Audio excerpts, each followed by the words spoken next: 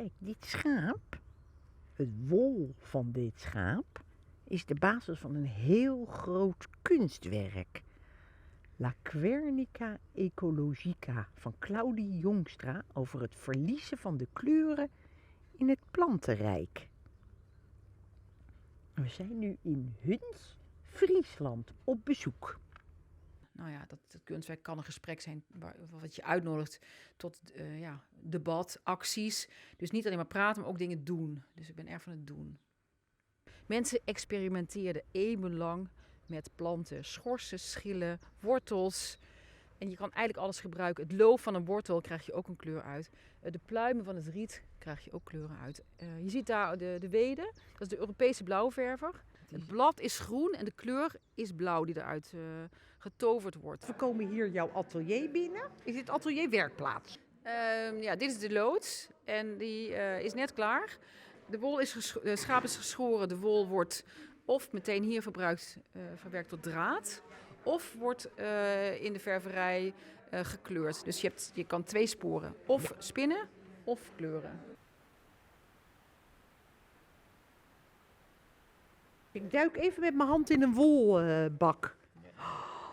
Dit is toch fantastisch. Hoewel, dit is het mooist. Dit is de ui en dit is de wouw. Pardon? Dit is de wouw, Reseda en dit is de uienschil.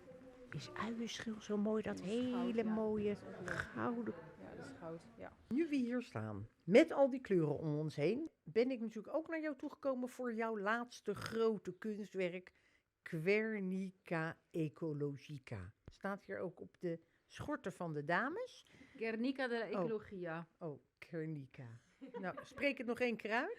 Guernica de la Ecologia. Want dat is een heel groot kunstwerk wat je hebt gemaakt als... Statement. Activistisch statement.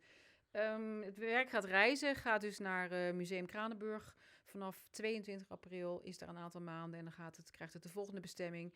En het idee is, net zoals de Guernica van Picasso, die reisde ook, dat je daar tafelrondegesprekken voorvoert. Die gaan over actuele thema's. Nou, mijn Guernica gaat over, het is ook in zwart-witten gemaakt, dus kleurloos.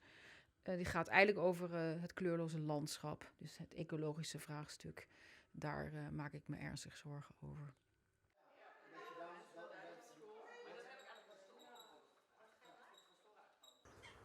Er mag ook gemekkerd worden.